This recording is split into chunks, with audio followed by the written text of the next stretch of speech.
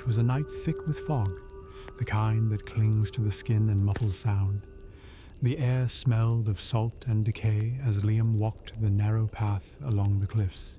He had been out late, searching for firewood and bits of scrap that the tide might have washed up. That's when he saw it.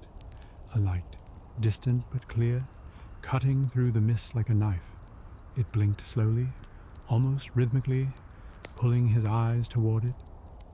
Old fishermen in the tavern spoke of it often, always with a shot of whiskey in hand. The lighthouse that waits.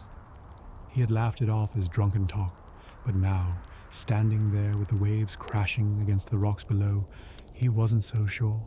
His heart pounded as he took a step forward, then another. The light seemed to pulse, inviting him closer. He felt the pull, a whisper at the back of his mind, gentle but insistent.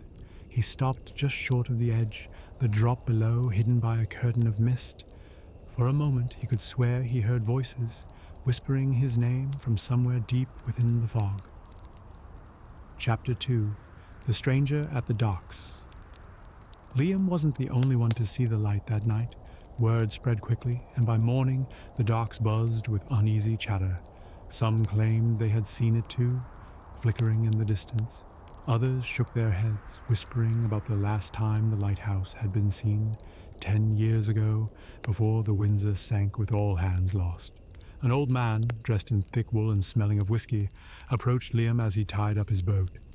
"You saw it, didn't you?" the old man rasped, his eyes sharp and unblinking. Liam hesitated. "Saw what?"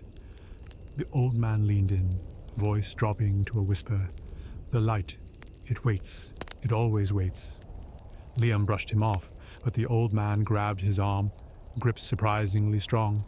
"You don't go back," he warned, voice cracking.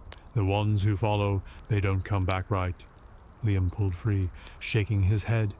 He wanted to forget about it, but the image of that light was burned into his mind. A week passed, but the memory of the light never faded. It called to him, especially in the quiet hours of the night. He tried to ignore it, but his thoughts kept drifting back to the cliffs, to the whispers in the fog. Finally, one evening, as the mist rolled in, he couldn't resist.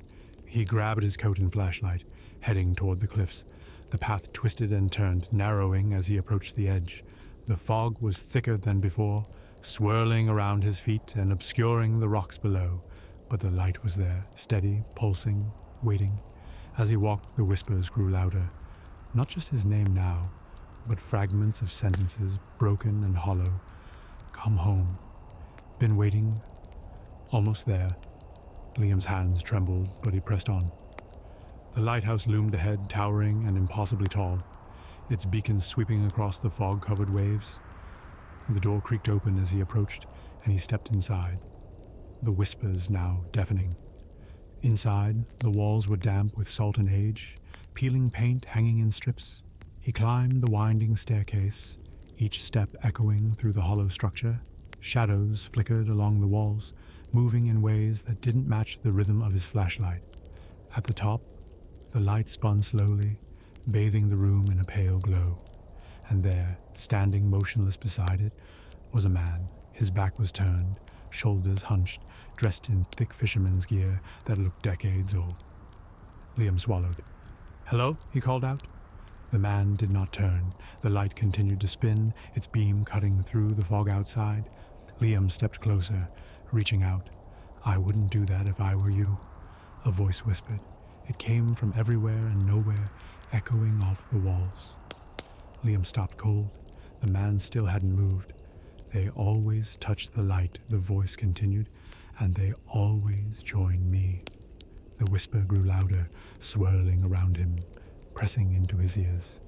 Liam stepped back, but his feet felt heavy, like the floor itself was gripping him. "It waits. It always waits." The man by the light slowly began to turn. Liam squeezed his eyes shut, stumbling backward. But when he opened them, the lighthouse was gone. He was standing on the cliffs, fog swirling around his feet, the whispers fading into the distance, but the light still flickered in the fog, calling him back. It would always call him back. The days that followed were a blur. Liam tried to shake the memory of the lighthouse, but it clung to him like mist to the cliffs. He avoided the docks and the old man who had warned him, but the whispers stayed, lingering at the edge of his hearing, growing louder with every passing night. His sleep grew restless. He dreamt of waves crashing against jagged rocks, of ships pulled into dark waters by unseen hands. And always, in the distance, the light blinked, slow and steady, like the heartbeat of something ancient and patient. In a rural town cut off from most of the modern world, there is a stretch of road known only to the locals as the Vanishing Road. Old-timers say that the road wasn't always there. It simply appeared one night after a thunderstorm that shook the earth. No maps show it, and GPS glitches out if you try to navigate it. Those who have traveled it speak of strange sights, lights that dance in the fog, whispers that echo from the trees, and shadows that don't quite match the figures casting them. Some say the road stretches for miles and loops back around. Others claim it leads nowhere at all. But the bravest, or the most foolish, know that if you follow the road long enough, you won't come back. When a young couple moved into their first home, a weather-beaten Victorian estate on the outskirts of the city, they were thrilled at the thought of restoration and new beginnings. But the excitement faded when they started hearing whispers, soft, almost imperceptible murmurs that seemed to come from the attic. At first, they brushed it off as wind or settling wood, but the whispers grew louder, more insistent, echoing phrases they couldn't understand. The husband decided to investigate, climbing the creaking staircase to the attic door that had been painted shut. What he found inside was not dust and old furniture, but neatly arranged chairs, 12 of them, facing the center of the room, and when he blinked, he swore he saw shadows seated in each one, watching him silently. There's a rumor that if you wait at the city's abandoned train station at exactly 3:15 a.m., a train with no lights and no conductor will arrive. It doesn't matter if the tracks are rusted over or if it hasn't been listed on any timetable for decades. The midnight train will come. Some call it a ghost train, others think it's a doorway to somewhere else. Passengers have claimed that when they boarded, they saw familiar faces, friends long lost, family members who had vanished without a trace. And when the train departed, the windows would fog up, obscuring everything outside, leaving only the haunting reflections of those aboard. The few who made it back said they weren't alone when they stepped off. It started as a rumor among backpackers, an old town in the middle of the forest that isn't marked on any map. Travelers who stumbled upon it describe cobblestone streets and gas lamps still flickering as if frozen in time. The townspeople were polite, if not a bit peculiar. They spoke in hushed voices, always smiling, but never blinking for too long. The town's only inn, the Wayfarer's Rest, was always vacant, despite visitors arriving almost weekly. Those who stayed overnight reported strange dreams of fog-covered streets and voices whispering their names. But the strangest part? Anyone who leaves the town can never find it again.